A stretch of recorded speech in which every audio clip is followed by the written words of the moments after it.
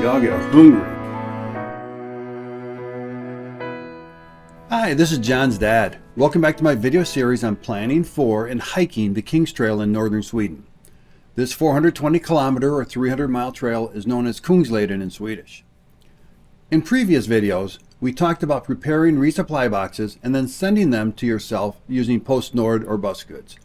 In this video, we'll cover what I think is the easier option of buying food and supplies en route in the villages, in the mountain cabins, and the mountain stations. I'll repeat my recommendation that you focus your time, money, and efforts on resupplying locally as I describe in this video. The time I spent planning, packing, and sending those resupply boxes was unbelievable and would not have been possible without a lot of help from my brother Carl. Now, Carl is a great guy, but you can't expect him to help you as much as he helped me. This video is packed full of information. I'll talk about resupplying in the villages, at mountain stations, and at mountain cabins. I'll help you figure out a strategy for resupply, and we'll finish up with some budgeting. First, I'll cover the villages in alphabetic sequence. You might hike northbound or southbound. I doubt you're going to hike them alphabetically, but this might work for you anyway. In Abisko, at the northern end of Kungsleden, there's a large ICA grocery store with an easy walking distance of both train stations and the mountain station. They're connected by a paved trail, at most a couple kilometers long. Kungsleden is more than 400 kilometers. You can do it. The ICA store has a huge candy selection. Norway has a very high tax on sugar to influence the behavior of its citizens. When Norwegians want sweets, it's cost effective for them to drive all the way to Abisko to get their candy fixed. Swedish stores recognize the business opportunity and encourage Norwegian customers with an endless display of goodies. That's your second Swedish word. Your first one was hej då or goodbye, and this one is goodies, which you probably guessed means candy. If you're starting your hike in Abisko, you may decide to send a box to yourself here with the food and supplies you'll need. Depends on what you're doing before your hike. If you'll be finishing your hike in Abisko, there will certainly be things you'll need after the trail that you don't want to carry on your back for a whole month. So a resupply box can also be thought of as an end of hikes box. Protect your passport and other valuables though. Everything else you might need can be purchased in Abisko. On the east side of Ammarnäs, you'll find the Ammarnäs Leave store. It can best be described as a general store. It has all the food and supplies real people want, all the food and supplies you might need, and all kinds of hardware people need for taking care of their homes and equipment. The people working there are beyond friendly and helpful. There's a mailbox or post box right outside their door. You can buy postcards and stamps in the store, fill them out on the picnic table in the sun, and then mail them to your grandchildren. That's what I did anyway. I made several return trips into the store for ice cream and candy, and I even picked up a bottle of Diet Pepsi for my hiking partner, Uni. When we asked them about places to eat lunch, they directed us a few hundred meters west to the Ammarnäs Guide Center past this cute cottage you can rent. Ammarnäs Guide provides services and gear for hunting, fishing, and hiking. They also have a wonderful little bistro with various dishes including hot hamburgers and fries. Uni tried to sneak one of my fries, but they're not on her diet. In Bäverholmen, just west of Adolfström, there's a restaurant that has lots of good food that you can eat on site or take to go, especially bread and pastries. The locals eat here, so you know it's good. You can pick up a sugary snack to eat later when the trail gets steep heading up out of town, and it does get steep. Take a boat ride into Adolfström if your burger and fries are riding especially heavy in your stomach.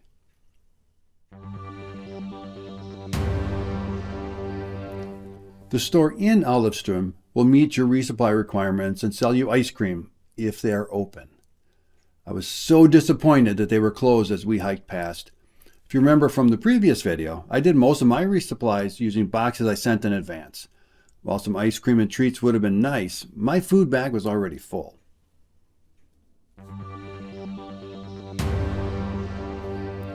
Hemavan at the southern end of Kungsleden has a full-blown outfitter, a bus goods depot, several restaurants and bars, an especially good buffet restaurant above the outfitter, a mountain station, a mountain center. An ICA grocery store is just steps away too. This is all about a kilometer or so downhill from the southern terminus of your hike.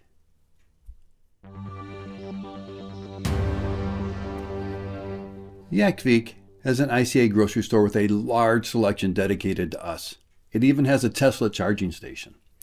You can get pizza, hot dogs, hamburgers, seafood, and much more. You can take food with you on the trail, back to the campground at Kyrkan's Fjällgård, that's the hostel in town, or pop it in the oven in your cabin to make a real homemade meal. If you're not from the area, ask a shopkeeper how to prepare palt. Try this local delicacy. Don't forget to check out their good supply of ice cream and candy too. Enjoy your meal overlooking Sweden's deepest lake. It doesn't look very deep from here, but they assure me it is.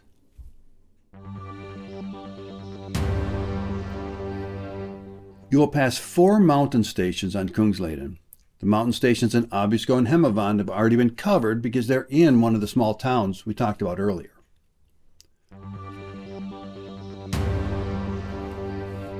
The Kvikkjokk mountain station is in a small village, which is so small there is no local grocery store. Your resupply options include only the mountain station. Its store has a reputation of being poorly stocked, though. Your requirements will be met, but after a few days on the trail, you may get tired of eating bacon-flavored tube cheese on crackers for lunch and a vegetarian mushroom risotto freeze-dried meal for dinner. This might be a place you decide to send a resupply box. Kvikkjokk is close to the halfway point, so it could be very practical. Next time, though, I'm going to take a chance and plan to buy from their store. Can you guess which delivery method is required for Kvikkjokk? You can if you watch my previous videos on shipping resupply boxes to yourself.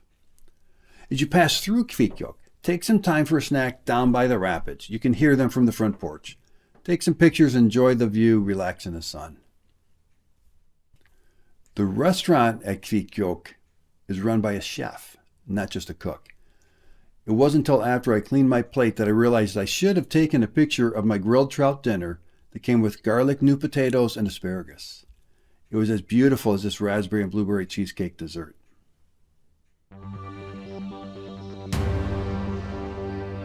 Saltoluokta is a major mountain station. We took a 00 at Saltoluokta. We didn't need to, but we were having fun. The store will far exceed your needs. I even bought a pair of Fjällraven rain pants there.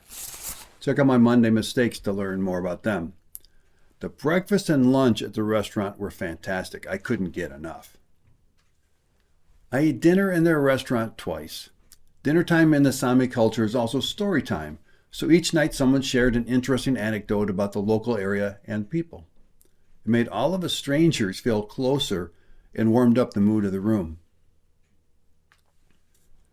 I hesitate to say it, but the meals were disappointing. They announced they were experimenting with some new recipes for locally caught fish. I liked the idea, but not the meals. I filled up on bread and butter. The third night, I cooked dinner on the propane stove in the bunkhouse with my family using the food from the store and my food bag. Now that was a good meal. Ask at the front desk about the Sami Village Cafe. It's a slack pack hike up about 4 kilometers on a different trail. This is a great opportunity to learn about the local culture and enjoy some of the local cuisine. They have limited hours, so verify that they're open. We learned just as we're heading out the door that the cafe had closed the day before for the rest of the season. Disappointing. I know this would have been a highlight of the hike.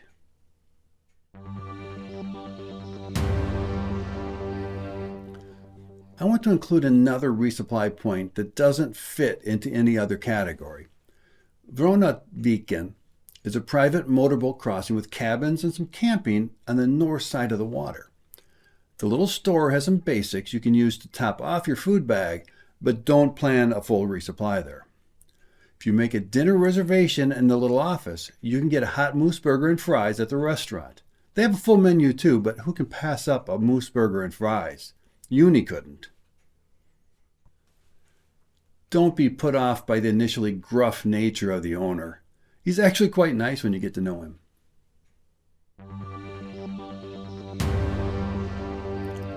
The Swedish Tourist Association, or Svenska Turistföreningen, STF, has a webpage that talks about resupplying in the backcountry at the mountain stations and mountain cabins. I'll take you there shortly. You should go there yourself to complete your research and finalize your plans as your departure date approaches. Remember, they can change which cabins have a store without telling me. While it might be bad to carry more food than you need, it'll be worse if you run out because they close the mountain cabin store. Let's take a look at what they offer in the stores. We'll go to the English version of the websites. The Swedish versions do contain some more details, but it's functionally the same. You don't worry about missing anything important.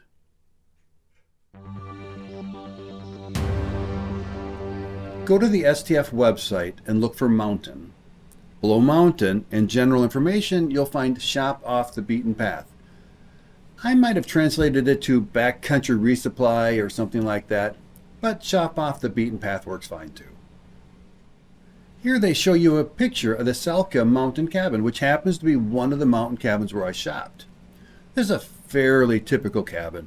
Each is unique, but they're all the same. On the left side of the door is the shop. The host lives into the right of the store. You go into the left and pick out your supplies. Like in all the other cabins, I paid with a credit card. You shouldn't assume you can always pay with a credit card because you can't. Sometimes you can't because their battery ran down or there is some other technical problem. You need to eat, so bring some cash. I'll cover cash reserves after we figure out your budget. They have two ranges, as they call it, or assortments of offerings at the mountain cabins. A small assortment and a large assortment. Like I said before, you'll be able to meet all of your requirements as long as you're willing to compromise your wishes and desires. Here are the mountain cabins that have a small assortment. We'll take a peek at a small assortment first. Remember, they intend to offer what you see, but they do not promise it will be available. The options go down near the end of the hiking season too. The small assortment list is in Swedish, but don't worry. When you walk into the little store, you won't need to read the label to know what you're buying. It's pretty straightforward. The small assortment list is 1 page long. You may recognize the word goodies here at the top as your second Swedish vocabulary word. The goodies they have are chocolate, Snickers, and a bag of goodies or a bag of candy. For drinks, you'll find coffee, powdered milk, soft drinks, and beer. Continuing, you'll find pasta, rice, and beans. On the pharmacy shelf, you'll find hygiene products, bandages, and bug spray. You may underestimate your need for bug spray, so it's kind of nice it's included in the small assortment. You'll see liquid fuel and canister fuel, but you probably won't find the small canister with only 100 grams or 4 ounces of fuel, even though it is listed here. As an FYI, I used a single new 200 gram or 8 ounce fuel canister for all of Kungsleden. It ran out on my last night making my last cup of tea. I use my stove only for dinners, so adjust your expectations higher if you have a hot drink in the morning or other hot meals. Check out the snacks, chips and cookies. Remember this list when we get to the large assortment. Canned foods are heavy, and you'll need to carry out the empty can. If you want to go this way, they have a good selection of fruit cocktail, beans, crushed tomatoes, corn, hot dogs, and canned meats. The canned hot dogs are actually pretty good. I had them with mashed potatoes at Saltoluokta. In the pantry, you'll find freeze-dried meals, pasta, and instant mashed potatoes. A note on the pasta. If you plan to cook pasta, you need to boil water for 10 minutes each time you prepare it. It's not really an efficient use of that heavy fuel that you carried into the backcountry. Of course, it's up to you, just so you know. There is a lot of water everywhere. So using drinking water for cooking pasta and then pouring it out is not at all the same problem that it might be on some other trails. There's plenty of water everywhere. You'll also hopefully find toilet paper, matches, batteries, maps, and compasses in the shop. Let's compare the small assortment list quickly with the large assortment list, which is in English. You'll pass a lot of these mountain cabins with a large assortment on Kungsleden. I won't go through the large assortment list in detail, but note that it's 2 pages long compared to the small assortment's 1 page. The candy list is a lot longer, as is the snacks list. Your sandwich options are more favorable, and there might even be gluten-free bread for sale. You can even get taco seasoning in the pantry. At the end of this video, we'll develop a budget for your resupply during your Kungsleden hike. Every mountain station and every mountain cabin along Kungsleden can usually accept credit cards and debit cards. This is going to affect how much cash reserves you need to bring. Again, the links to all of these pages are in the video notes. Now we're going to get into the weeds a little and talk about a specific strategy for your resupply. You'll adjust your strategy during your hike as you find out how fast you can hike and how fast you want to hike. I'm going to assume that you'll start hiking northbound from Hemavan at a rate of 10 miles or 16 kilometers every day. That's a great starting pace. The same logic works if you decide to hike southbound into the sun. Guess in the comments why I decided to hike northbound from Hemavan. A fundamental part of the resupply strategy will be to always have 1 day of extra food for the entire hike. Always having that extra day of food ensures that you'll have food in case plans change or an emergency occurs. At each location, you'll buy enough food to hike to the next resupply source and still have that extra day worth of food left. That's the strategy anyway. You can decide what that extra food is. Maybe you pick up some kind of snack bar that you don't really like, but you're willing to eat when you're hungry. Pick something that will tolerate the abuse from hanging out in the bottom of your food bag for a whole month. It's also a good idea to pick something that does not require hot water, cooking, or any kind of preparation. If you're eating your extra food in an emergency situation, that situation could include that you can't cook for yourself. Each store or shop will have its own hours to be open. The mountain stations are open the most. The people working at the front desk run the store simultaneously. If the front desk is open, the store is open. Mountain cabin hours are more limited, but align with the expected hiking traffic. Inquire each time you resupply about the opening hours of your next resupply to get the most up-to-date information. You may need to adjust how much you buy at each stop based on your daily hiking plans too. If you like to hike late into the night, you may arrive at a mountain cabin long after its store has closed for the day. You'll need to carry dinner for that day and breakfast for the next. In this resupply strategy table, you're going to start at Hemavan with 2 days worth of food. The 1 day that's going to take you to get to Vuonatjviken and your 1 day of emergency food. At Vuonatjviken, it's 17 miles or 20-something kilometers to Tärnaby. That's 2 days. It might be 1. We did it in 1, but boy, it was a long day. So kind of plan that it might be 2. So you need to buy 2 days because you've eaten the one you started with and you want to keep your emergency. At Tärnaby, it's also about the same distance to Jäckvik. So buy 2 days again, hike 2 days to Ammarnäs, but now you need to buy 4 days worth of food because it's a long way to Adolfström. In Adolfström, you're only a long day from Jäckvik, and it's worth a long day to get there. The store is wonderful.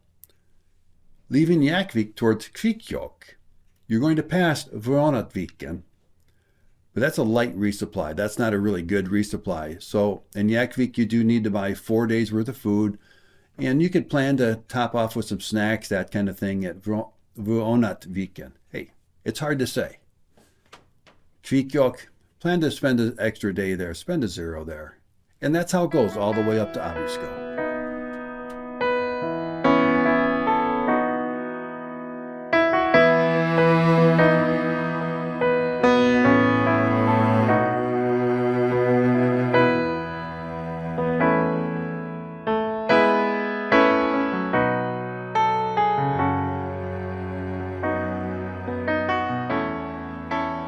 I I knew you were going to ask, what's it going to cost and how much cash should I bring? I see a lot of people say they hike Kungsleden in less than 25 days, and that matches my experience. Let's call it 28 days, which is 4 weeks. We're estimating, so going higher is going to be better than running out of money. You'll buy extra snacks and beer with the buffer between your actual hiking days and our artificial 28 days. Hike fast if you want a lot of treats. Remember, some town and restaurant meals are going to be really expensive, so keep that in mind. It is not easy to come up with a total cost estimate. Some costs are per meal. Some costs are per package of unknown quantity like bread slices. We have some guesses rather than reliable estimates in our future.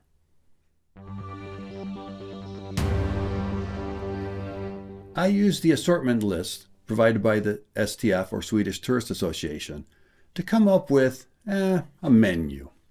So for breakfast, you're going to drink coffee or tea, eat some oatmeal, have a snack. Now, you might not eat the snack with breakfast, but sometime in the morning you'll probably have a snack. So breakfast adds up to someplace around 50 to 60 crowns. For lunch, you're going to have a sandwich. So bread, cheese, meat. You have a snack too sometime in the afternoon, and that's going to count in as lunch. Again, we're up around 60 crowns. For dinner, I'm going to assume that you eat a freeze-dried meal, which is 130 crowns. You can eat a lot cheaper than that, but I want to make sure you don't run out of money. So let's assume on the expensive side. You can have some crisps. They cost about 25 crowns. And for crisps, for the people on the west side of the Atlantic, those are like potato chips. Also, you can have a snack or a dessert kind of a thing for dinner. And so your dinner actually runs up to about 200 crowns. Daily food estimate is going to be about 300, 310 crowns. For our hypothetical 28 days, that becomes 8,680 crowns. So that's the answer to one of the questions. The estimate for how much it will cost you to resupply along Kungsleden is going to be around 9,000 Swedish crowns. If you're playing along on the home game, that's about $900 US.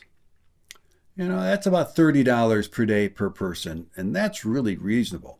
Most days on vacation, I'd be happy to eat that cheaply. For a 9,000 crown resupply budget, carrying 2,000 Swedish crowns in cash should be more than you will actually need and will be a source of cash for other expected and unexpected expenses too. Thanks for watching. If you like this video, please hit the like button and share with one of your adventurous friends. If you're planning to hike Kungsleden, consider picking up a copy of my book, John's Dad Hikes Kungsleden, The Guide to Hiking the King's Trail. It includes background information so that you can make all the decisions you need to make in the sequence that you need to make them. It's a How to Hike Kungsleden book. It was frustrating that I had to look everywhere to get information I needed to plan my hike. Luckily, I speak Swedish, so I could actually look everywhere. Not everyone is so lucky. I assembled the book with the intention that it would be the only place that you need to look to be successful. Next week, we'll talk about the boat crossings on Kungsleden. It will be a shorter video. There are only 7 required boat crossings and only a few optional boat crossings. Your third Swedish word is boat. Boat crossings. Guess what? Boat's an easy word. So far, I don't see a reason why you should stay at home. Buy a plane ticket, throw some gear in your backpack, grab your passport, head to the car. See you in Sweden.